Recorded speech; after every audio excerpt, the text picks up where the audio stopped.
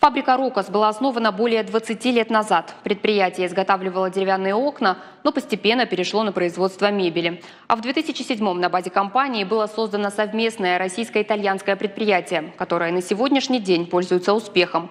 В планах компании запуск нового итальянского оборудования. Подробнее расскажет Алана Томаева.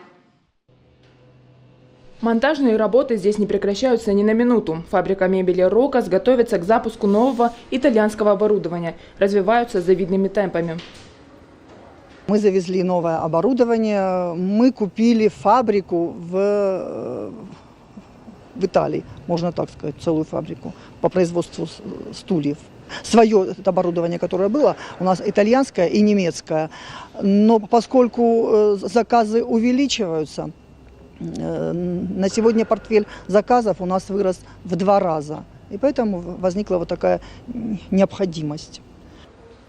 Министр промышленности и транспорта республики Хайдарбек Бутов отмечает, это предприятие одно из самых крупных в стране. Уникальное подходом к делу. Здесь организовали полный цикл производства. Фабрика выращивает свой лес, если быть точнее, 35 тысяч гектаров леса. Сами же пилят 60 кубометров дерева за смену. Производство безотходное. Не забывают и об экологии. На место срубленных деревьев высаживают новые, уже 65 тысяч саженцев. После вырубки леса, соответственно, они сажают и дуб, и ясень. То есть у них есть свои делянки. Соответственно, лес свой, распил, сушка. То есть полный цикл производства до выпуска изделия у них свой.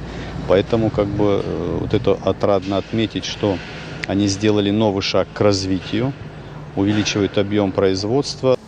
Фабрику открыли больше 20 лет назад. Сначала производили двери и окна. После перешли на обеденные группы, столы и стулья. Сейчас выбор большой – 50 моделей стульев, около 40 столов. И дальше планируют только больше, говорят на фабрике.